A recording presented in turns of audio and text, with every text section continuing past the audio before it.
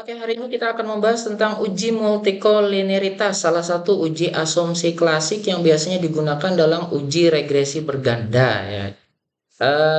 Standar keputusannya adalah jika nilai toleransi lebih besar dari 0,10, maka tidak terjadi multikolinearitas, berarti lolos uji.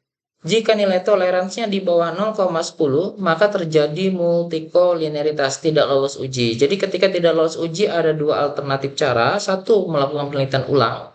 Kemudian dua, mencari alternatif yang sifatnya uji hipotesis non parametrik. Jadi tidak lagi menggunakan uji hipotesis parametrik ya. Kemudian standar keputusan 2 itu jika nilai VIF-nya lebih kecil dari 10,00 maka tidak terjadi multikolinearitas, berarti lolos uji. Jika nilai VIF-nya lebih besar dari 10,00 maka terjadi multikolinearitas. Sekarang kita masuk ke tabel Excel ya.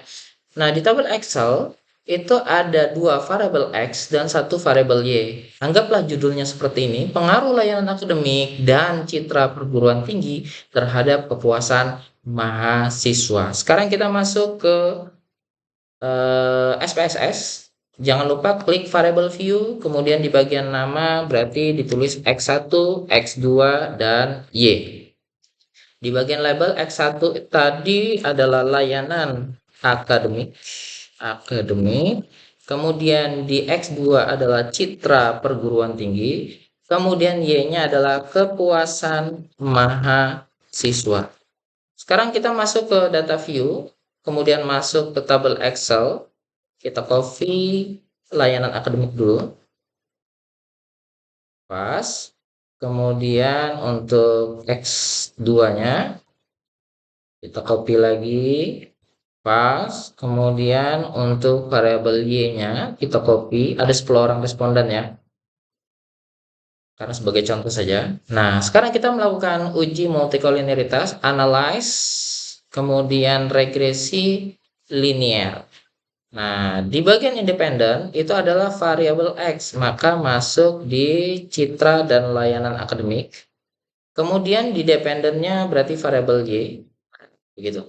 Masuk di statistik. Nah, di statistik jangan lupa centang di bagian ini dan di bagian ini, dua ya. Jadi tidak boleh tidak dicentang. Centang, klik continue dan klik OK.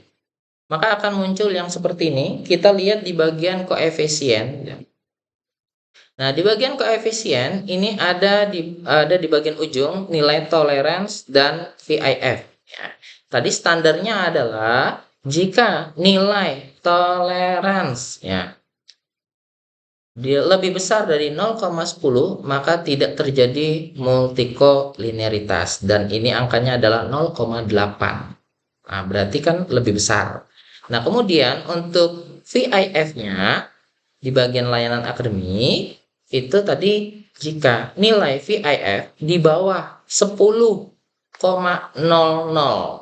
lebih kecil dari 10,00 maka tidak terjadi multikolinearitas. Maka baik dari segi nilai toleransi atau VIF dinyatakan tidak terjadi multikolinearitas, artinya lolos uji dan bisa dilanjutkan ke dalam uji hipotesis. Nah, sekian, terima kasih sudah menonton. Mohon maaf apabila ada kekeliruan. Silahkan nanti di kasih komentar saja yang mana keliru dan yang lebih bagus bagaimana gitu. Terima kasih.